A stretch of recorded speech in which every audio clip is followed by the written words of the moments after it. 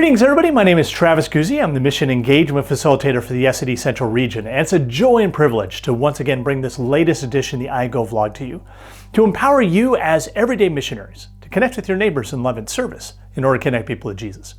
Well, in this latest edition of the iGo vlog, we're continuing a series we began a couple editions ago, focusing on the idea of the lack of.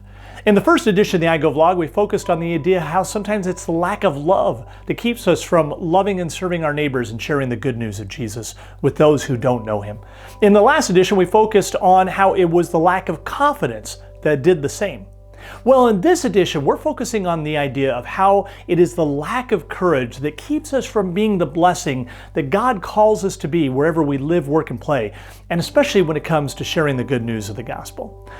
Now, we have to be honest. Fear is something that we need to take serious. It is common to each and every one of us, and I'm sure we've all struggled with it from time to time, especially as we think about stepping into what God is calling us to. We might be struggling with the fear of the unknown, the uncertainty of stepping outside of our comfort zone and experiencing new situations that we just don't know how to deal with.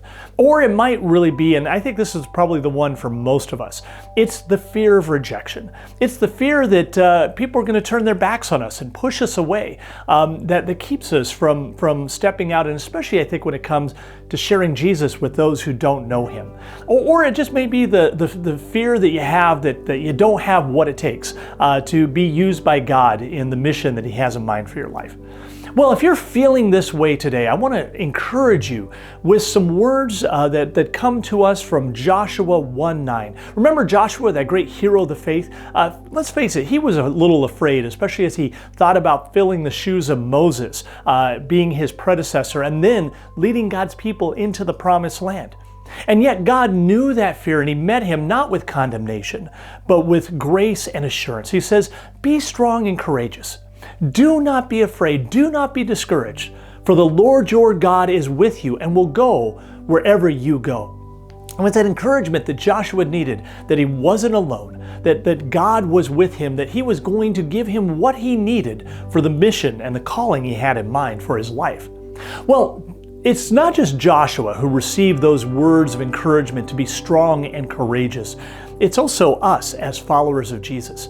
It was Jesus, as he was about to ascend into heaven, salvation was accomplished, that he said to his fearful disciples, who probably were wondering what was coming next and fearful of stepping outside their comfort zone, and probably even fearful of possible rejection, that Jesus says this. He says, "All authority in heaven and on earth has been given to me, and so go, make disciples of all nations by baptizing and teaching all that I have commanded.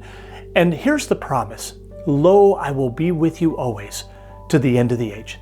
That's not just a calling that was given to the disciples long ago. It's a calling given to us. We too are called to go and make disciples. And we also have been given that assurance by Jesus that he is with us always, even to the end of the age. Because again, as we've talked about in other editions of the iGo vlog, it's not our mission that we're called to, which could make us rather afraid. It's Jesus' mission. And it is he who invites us to join him on that mission of loving and serving our neighbors and sharing the good news of him and all that he has done. And it's the promise that he is with us, not only with us inside of us, but working in and through us to be that blessing that he intends, giving us what we need for the journey. And by the way, it's not just the assurance that Jesus is with us, but maybe you're fearful that you don't know what to say in sharing the good news of Jesus, of being a witness. Well, the disciples were also afraid of that as well. And it was Jesus in Luke 12:11 through 12, who says this. He said that afterwards, after he ascended into heaven, that the disciples were going to be brought before the religious leaders in synagogues and before the Sanhedrin. And he says this, that the Holy Spirit would give them the words that they would need to say at the right time. And sure enough, that's exactly what happened. That Peter and John, and especially Peter, remember Peter lacked courage, especially when it came to the moment in which he denied Jesus. But here's now Peter, bold Peter, but not with a boldness of his own. He's filled with the Holy Spirit along with John.